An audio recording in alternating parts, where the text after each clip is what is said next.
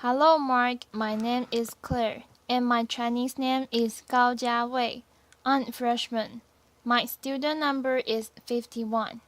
The topic is why thinking you're ugly is bad for you, and the speaker is Meaghan Ramsey.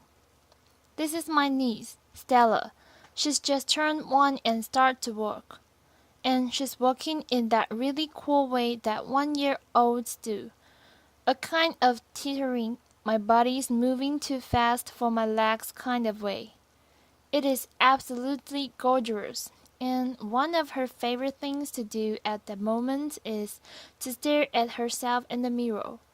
She absolutely loves her reflection. She giggles and squeals and gives herself these big wet kisses. It is beautiful. Apparently, all of her friends do these, and my mom tells me that I used to do these. And it got me thinking, when did I stop doing this? And when is it suddenly not okay to love the way that we look? Because apparently we don't. 10,000 people every month Google, "Am I ugly?" This is Faye. Faye is 13 and she lives in Denver. And like any teenager, she just wants to be liked and to fit in. It's Sunday night. She's getting ready for the week ahead at school, and she's slightly dreading it. And she's a bit confused because, despite her mom telling her all the time that she's beautiful, every day at school, someone tells her that she's ugly because of the difference between what her mom tells her and what her friends at school or her peers at school are telling her. She doesn't know who to believe. So she takes a video of herself. She posts it to YouTube and she asks people to please leave a comment. Am I pretty or am I ugly? Well, so far, Fan has received over 13,000 comments. Some of them are so nasty, they don't bear thinking about.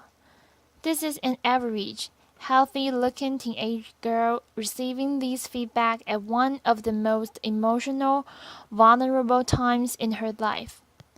Thousands of people are posting videos like this, mostly teenager girls reaching out in this way.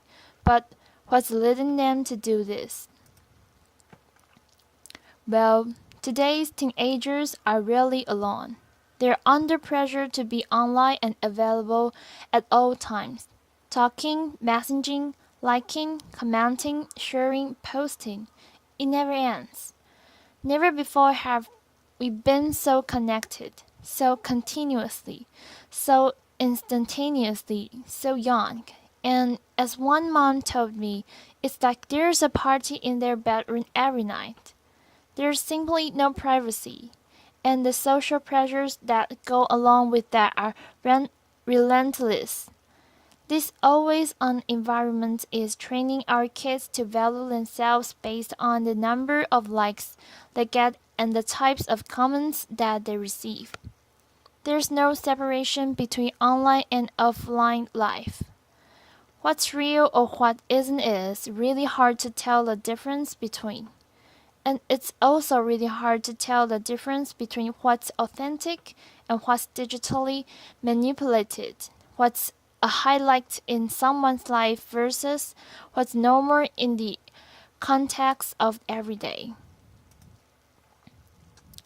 And where are they looking to for inspiration? Well, you can see the kinds of images that are covering the new fads of girls today. Size 0 models still dominate our catwalks. Airbrushing is now routine, and trends like Thinspiration, Thigh Gap, Bikini Bridge, and Prana. For those who don't know, Prana means pro-anorexia. These trends are teamed with the stereotyping and flagrant objectification of women in today's popular culture. It is not hard to see what girls are benchmarking themselves against, but boys are not immune to this either.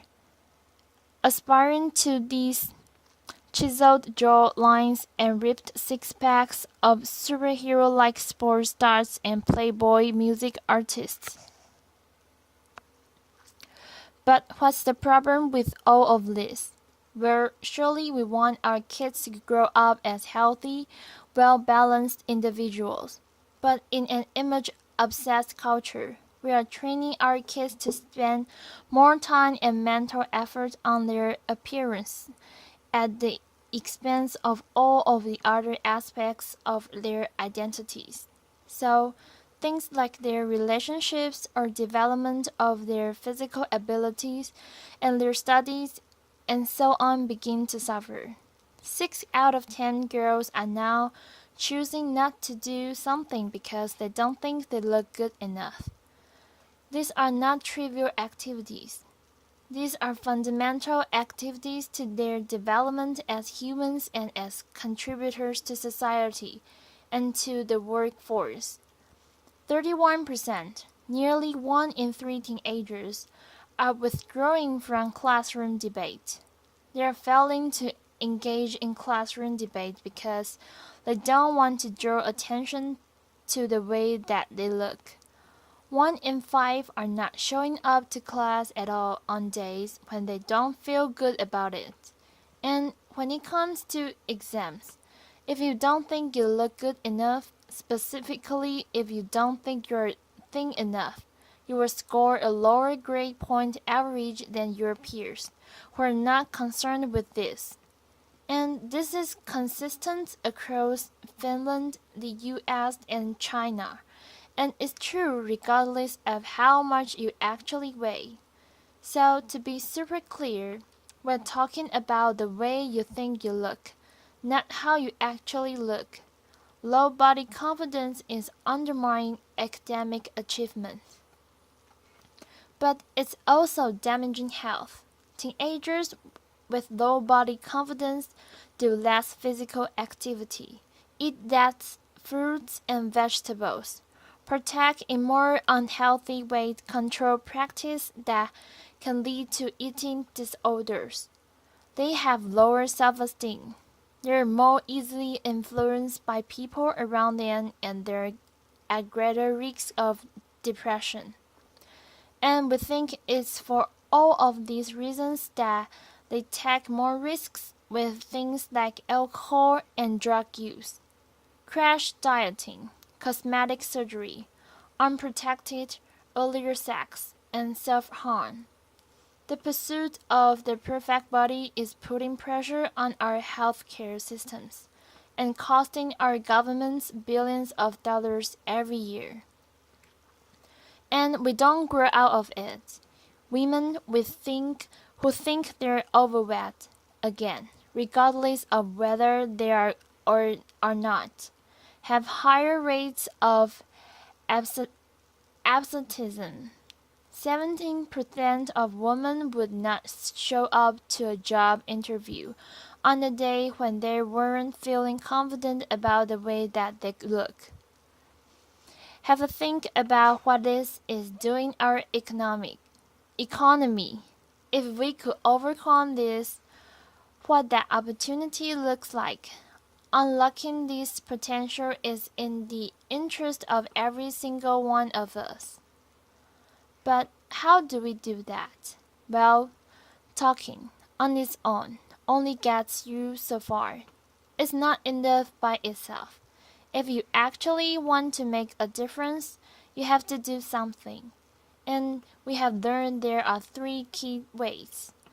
The first is we have to educate for body confidence. We have to help our teenagers develop strategies to overcome image-related pressures and build their self-esteem. Now, the good news is that there are many programs out there available to do this. The bad news is that most of them don't work. I was shocked to learn that many well-meaning programs are inadvertently actually making the situation worse. So we need to make damn sure that the programs that our kids are receiving are not only having a positive impact, but having a lasting impact as well. And the research shows that the best programs address 6 key areas. The first is the influence of family, friends, and relationships. The second is media and celebrity culture. Then how to handle teasing and bullying, the way we compete and compare with one another based on looks, talking about appearance. Some people call this body talk or fat talk. And finally, the foundations of respecting and looking after yourself. These 6 things are crucial starting points for anyone serious about delivering body confidence education that works.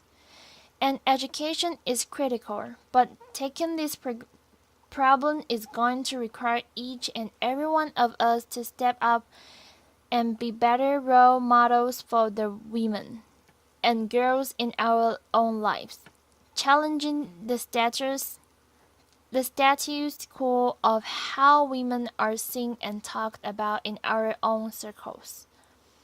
It is not okay that we judge the contribution of our politicians by their haircuts or the size of their breasts, or to infer that the determination or the success of an Olympian is down to her not being a looker. We need to start judging people by what they do, not what they look like. We can all start by taking responsibility for the types of pictures and comments that we post on our own social networks. We can compliment people based on their efforts and their actions and not on their appearance. And let me ask you, when was the last time that you kissed a mirror? Ultimately, we need to work together as communities, as governments, and as business to really change this culture of ours so that our kids grow up valuing their whole selves, valuing individuality, diversity, inclusion. We need to put the people that are making a real difference on our pedestals, making a difference in the real world, giving them the airtime because only when will we create a different world. A world where our kids are free to become the best versions of themselves, where the way they think, the look never holds them back from being who they are or achieving what they want in life. Thinking about what is might be for someone in your life. Who have you got in mind? Is it your wife, your sister, your daughter, your niece, your friend? It could just be the woman a couple of seats away from you today. What would it mean for her if she were fed from that voice of her inner critic, nagging her to have long legs, thinner thighs, smaller stomach, shorter feet? What could it mean for her if we overcame these and unlocked her potential in that way? Right now, our culture's obsession with image is holding us all back. But let's show our kids the truth. Let's show them that the way you look is just one part of your identity and that the truth is we love them for who they are and what they do and how they make us feel. Let's build self-esteem into our school curriculums. Let's each and every one of us change the way we talk and compare ourselves to other people. And let's work together as communities, from grassroots to governments, so that the happy little 1-year-olds of today become the confident change makers of tomorrow. Let's do this. Applause.